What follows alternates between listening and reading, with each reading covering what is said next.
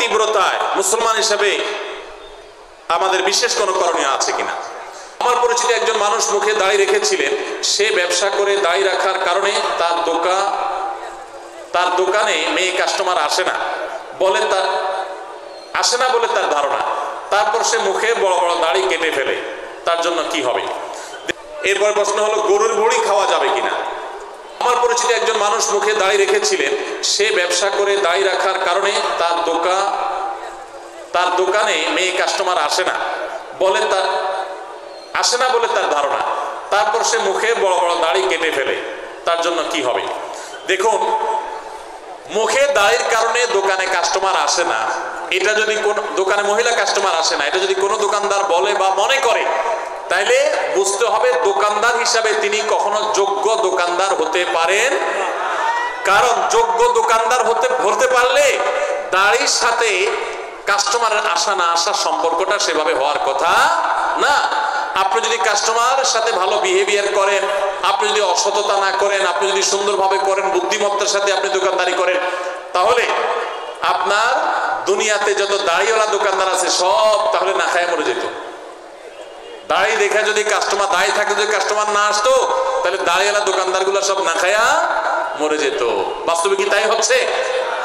তাহলে বোঝা গেল এটা একটা শয়তানি ধোঁকা ছাড়া আর কিছুই নয়। যদি আপনার দাড়ির কারণে কোনো মহিলা কাস্টমার না আসে, তাহলে বুঝবেন ওই মহিলা কাস্টমার ওইটা মানুষরূপী ইবলিস। কারণ যে দাড়ির কারণে আসবে না, সে তো কখনো সৎ মানুষ হতে পারে না। নবীর সুন্নাহকে দেখে, ওয়াজিব আমলকে দেখে যে ব্যক্তি ভীতশ্রদ্ধ ভাব আসবে, তার মধ্যে ঘৃণা আসবে, তার মুসলমানিত্ব নিয়েই তো সন্দেহ আছে। এইরকম কাস্টমারের কাছে বিক্রি করে যে টাকা ক্যাশে ঢুকাবেন, ওই টাকায় বরকতের চাইতে বেবরকতি, কল্যাণের চাইতে অকল্যাণ বেশি হবে। আল্লাহ তাআলা আমাদেরকে এই ধরনের কুমন্ত্রণা থেকে বেঁচে থাকার তৌফিক দান করুন। সবর করতে হবে এবং এই সমস্ত ক্ষেত্রে মনে রাখতে হবে যে আপনার যদি এরকম কাজ হয় বাস্তবে, তারপরেও নিজের অবস্থান রাখা যাবে না। সামান্য একটু কাস্টমারের জন্য বা কেনাবেচার ধান্দা লোভে আপনি আপনার দাড়ি চেঁচে ফেলেছেন, আল্লাহর কাছে কি জবাব দিবেন? জান্নাত চাইবেন কিয়ামতের ময়দানে? এত সোজা? আপনি একটা হকালালি চলবেন, কত বাধা আসবে, সেই বাধাগুলো ডিঙ্গাবেন, সবর করবেন, এই জন্যই তো আল্লাহ আপনাকে জান্নাত দিবে। এখন বাধা আসছে, আপনি কাত হয়ে গেছেন, দাড়িটা চেঁচে ফেললেন, তাহলে আল্লাহর কাছে কিভাবে জান্নাত আশা করবেন? অবশ্যই এটা গুনাহের কথা। এরপর প্রশ্ন হলো, গরুর ভুঁড়ি খাওয়া যাবে কিনা। গরুর ভুঁড়ি খাওয়া যাবে কিনা? ভাই, এই প্রশ্ন উত্তর হলো যে গরুর ভুঁড়ি খাওয়া ইসলামী শরিয়ার দৃষ্টিকোণ থেকে সম্পূর্ণ হালাল। আপনার যদি রুচি না কুলায়, সবার সব জিনিস খাওয়ার রুচি হবে না। আপনার যদি রুচিতে না কুলায়, আপনি খাবেন না, সেটা ভিন্ন বিষয়। আপনার না খাওয়ার অধিকার আছে যে আমার ভালো লাগে না, এটা আমি খাবো না, কিন্তু শরীয়ত সেটাকে কি করে নাই? হারাম করে নাই। যদি পরিষ্কার পরিচ্ছন্ন করে রান্না করা হয়, সেটা খাওয়া সম্পূর্ণ হালাল। অনেকে শুটকি পছন্দ করেন না, তো শুটকি আপনি পছন্দ করেন, আপনি খায়েন না, কিন্তু শুটকি খাওয়া কিনা হারাম না। ঠিক একইভাবে গরুর ভুঁড়ি খাওয়া কিনা হারাম না। গরু কেন, যে কোনো প্রাণীর ভুঁড়ি খাওয়া হারাম না। আপনি পরিষ্কার করে যদি খেতে পারেন, সেটা অবশ্যই কি আছে? জায়েজ আছে। কেউ খেলে তাকে ঘৃণা করাও উচিত না, কারণ আল্লাহ যেটাকে হালাল করেছেন সেটাকে আপনি হারাম করার কে? এজন্য এই বিষয়গুলো আমাদেরকে ভালো করে বুঝে নিতে হবে যে আমার রুচি না হওয়া এক জিনিস, আর শরীয়তে হারাম করা আরেক জিনিস। বিদায় গরুর ভুঁড়ি খাওয়া এটা হারাম কোনো বিষয় নয়। গরমের তীব্রতায় মুসলমান হিসেবে আমাদের বিশেষ কোনো করণীয় আছে কিনা। দেখুন, প্রচন্ড গরমের দাবদাহ চলছে, তাই না? কাঠফাটা রোদ চলছে, এবং আমরা বিভিন্ন সংবাদ মাধ্যম থেকে জানতে পেরেছি যে এই বছর এত বেশি গরম নাকি পড়ার আশঙ্কা আছে, সম্ভাবনা আছে যে গরমে প্রচুর মানুষের হিট স্ট্রোক হতে পারে, অনেক বেশি আপনার মানুষ অসুস্থ হয়ে যেতে পারে, দুর্ঘটনা ঘটতে পারে। গত বছর হজে রেকর্ড সংখ্যক মানুষ হিট স্ট্রোকে মারা গেছে, এবং আমরা হজে ছিলাম, সাইফুল্লাহ ভাই ছিলেন। এত গরম, এত কষ্ট, মনে হয় জান বের হয়ে যাবে। তো এরকম পরিস্থিতিতে একজন মুসলিম হিসেবে আমাদের কিছু করণীয় আছে কিনা।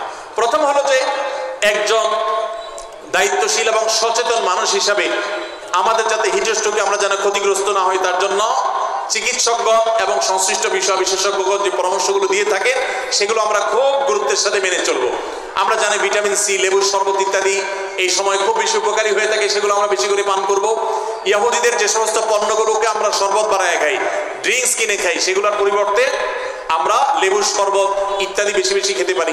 যে পরামর্শগুলো ডাক্তাররা দিয়ে থাকেন, স্বাস্থ্য বিশেষজ্ঞরা দিয়ে থাকেন, সেগুলো আমরা মেনে চলবো, যথাসম্ভব নিজেদের দিকে খেয়াল রাখবো। এর পাশাপাশি মনে রাখবো গরমের তীব্রতা, পৃথিবীতে আমরা যে গরমে অনুভব করি, এই গরমের তীব্রতা এটা কিন্তু জাহান্নামের ভাব। বুখারীর হাদিস দ্বারা এসছে, হাদিস দ্বারা প্রমাণিত যে জাহান্নামকে আল্লাহ তাআলা বছরে 2টা ভাব ছাড়ার সুযোগ দিয়েছেন।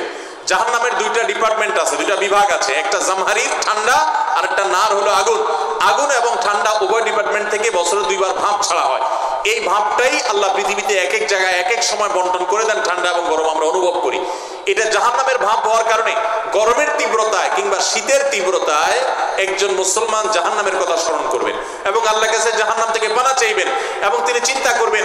কোরআনে আল্লাহ উল্লেখ করেছেন, কুল নারু জাহান্নামা আশাদ্দু হাররা, তোমরা যে গরমের তীব্রতা অনুভব করছো, জাহান্নামের আগুনের তীব্রতা গরম এর চাইতে অনেক বেশি। দুনিয়াতে আমরা যে আগুন জ্বালিয়ে থাকি, আমরা চুলাতে রান্না বাড়ার সময় যে আগুন জ্বালিয়ে থাকি, এর চাইতে ফ্যাক্টরিতে যে সমস্ত আগুন জ্বালানো হয় সেগুলোর তীব্রতা অনেক বেশি। দুনিয়াতে আগুন যত তীব্র হতে পারে, জাহান্নামের আগুন তার চাইতে 70 গুণ বেশি তীব্র। ভাইরা আমার, এই জন্য এই গরমের তীব্রতা আল্লাহর কাছে জাহান্নাম থেকে পানা চাইব। অনেকে গরম তীব্র হলে গালিগালাজ শুরু করেন, বিদ্যুৎ গেলে বিদ্যুৎ কর্তৃপক্ষের 14 গোষ্ঠী ধরে গালিগালাজ করেন, গরমের মা বাপ তুলে অনেকে গালিগালাজ করে, আছে না নেই? আর কিছু না হোক একটা নরমাল গালি দেয়, বউয়ের ভাইয়ের কথা বলে যে অমুকের গরম, বলে কি বলে না? তো এই ধরনের যে কথা বলা হয়, এগুলা অনেকে আমাদের নিজের অজান্তে বলি, যে গরমে সহ্য করতে না পারে গরমের মা বাপ তুলে গালিগালাজ করে দিলাম। তো এটা থেকে গরম কমবে? আরো গরম বাড়বে। কোন গরম বাড়বে? মাথা গরম হবে, মেজাজ গরম হবে, আরো গরম বাড়বে, লাভ হবে না। তিরমিজির একটা হাদিস আছে, যে জিনিসটাকে গালি দেওয়া যায় না, অভিশাপ দেওয়া যায় না, ওইটাকে যদি কেউ অভিশাপ দেয় তাহলে সে অভিশাপ তার উপরে এসে বর্তা। এই জন্য ধৈর্য না হারানো, সবর করা। আল্লাহ তাআলা আমাদেরকে সবর করার তৌফিক দান করুন। সেই সাথে গরমের তীব্রতা কমানোর জন্য প্রত্যেকটা মানুষ প্রচুর পরিমাণে গাছ লাগানোর চেষ্টা করবেন। আপনারা জানেন যে আমাদের দেশে যেই পরিমাণ বনাঞ্চল থাকা দরকার, এগুলা নানান সময়ে কলকারখানার নামে, এগুলা নানান সময়ে নানা নামে নিধন করা হয়। আমরা নিজেরাও প্রয়োজনে অপ্রয়োজনে নিধন করি। ইসলাম সাদকায়ে জারিয়া হিসাবে গাছ লাগাইতে আমাদেরকে উৎসাহিত করেছে। মসজিদ বানানো যেরকম সওয়াবের কাজ, মাদ্রাসা বানানো যেরকম সদকা জারিয়ার কাজ, গাছ লাগানো কিন্তু একটা সদকা জারিয়ার কাজ। আমরা গত বছর আসুন্নাহ ফাউন্ডেশন থেকে 1 লক্ষ গাছ লাগিয়েছি সারা দেশে। আপনাদের নওগাঁ জেলাও লাগানো হয়েছে এবং সারা দেশে আমরা প্রচুর পরিমাণে লেবুর গাছ লাগিয়েছি, আম গাছ, পেয়ারা গাছ ইত্যাদি আমরা লাগিয়েছি।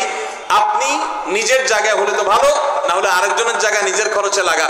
ভাই গাছটা আপনি ভোগ করেন, আমি লাগাই সব কামাই করলাম। এই গাছ বড় হবে, ছায়া দিবে, এক সময় গরমের তীব্রতা একটু হলেও কমতে সাহায্য করবে। এর মাধ্যমে আপনি আল্লাহর কাছে সওয়াব পেয়ে যাবেন।